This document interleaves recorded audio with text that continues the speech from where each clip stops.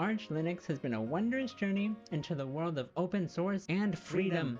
All of this was introduced to me by one guy, who y'all might remember from 1 year ago. PewDiePie was the commander that declared war against the monolith that is Windows. The timing of his video was perfect, because at the time, Windows 10 was reaching end of life, and the amount of people that couldn't upgrade because of hardware or did not want to upgrade to Windows 11 migrated to the ever-growing world of Linux. I was one of those people, and with all those pieces in place, I started my journey. Some of y'all might kill me for this, but I started by using Arch Linux. I already had a small history with Linux, demoing different distros growing up, but this was the first time I would ever daily drive a Linux distro for real. So I went into the abyss. The first 2 months were a lot of trial and error with ricing my Linux install. I decided to use Hyprland as my end-all be-all. It took a lot of work, but this is my finished product.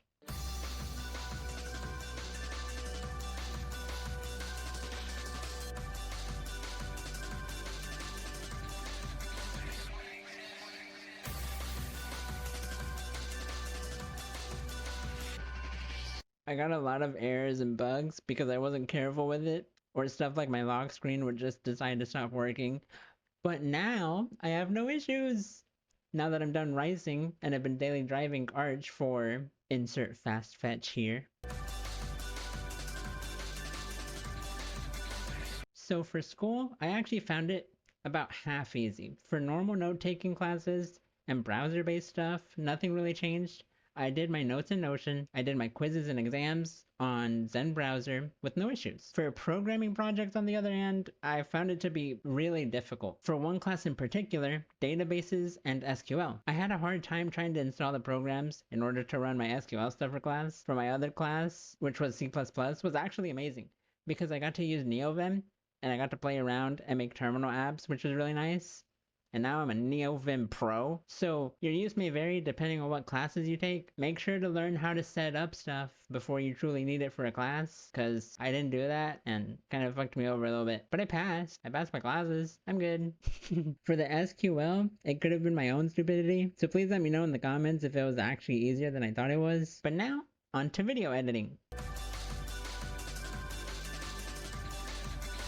For video editing, I will be learning as I make this video. I'm just gonna learn it on the fly. Why would I not do that? One thing I did notice, however, is that I can't use CapCut, which I used to use religiously on Windows for making TikToks and quick editing filters. I also have seen many videos on how it's very difficult to get DaVinci Resolve to work on Linux, so I'm gonna be trying Kdenlive. I'm gonna completely give up on DaVinci Resolve since I don't do a lot of hard editing tricks anyways. Overall, if you're a video editor, you will have to find workarounds or learn the native open source software that is on Linux. So it is a bit of a learning curve in that sense. But I guess what isn't when you're using a whole new operating system? It's to be expected. I would expect that it is to be expected.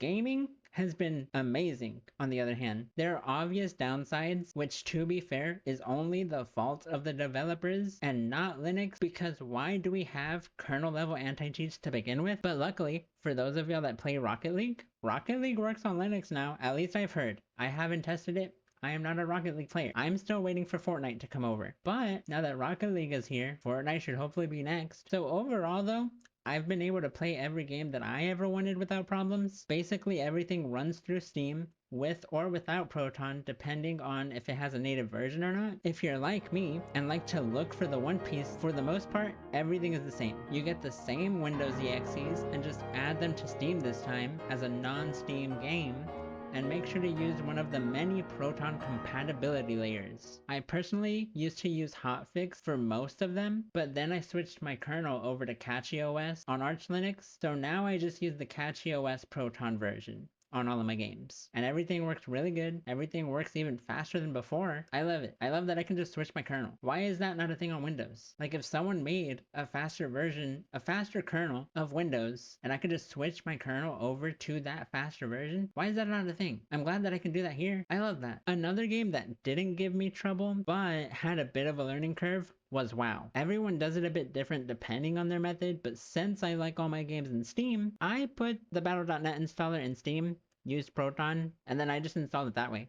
And bam, it worked like a charm. Overall, I think learning and using Linux has actually been a huge win in my life since I no longer have to obey Big Papa Microsoft on when to update my damn system. I don't have ads all over my system telling me to download Candy Crush when I've never played Candy Crush in my life. And why would I play it on a PC? And I don't have constant Windows notification sounds for every little thing that's happening on my PC. With Linux, I made my system how I want it. I made it annoy me how I want it to annoy me. And with this new knowledge, I even learned how to start self-hosting my own services using an Ubuntu server. An Ubuntu server. The thing that people use for big infrastructures. That, however, is going to be in another video. It is too long to get into right now. So, thank you so much for watching. Let me know if you also switched over to Linux this year.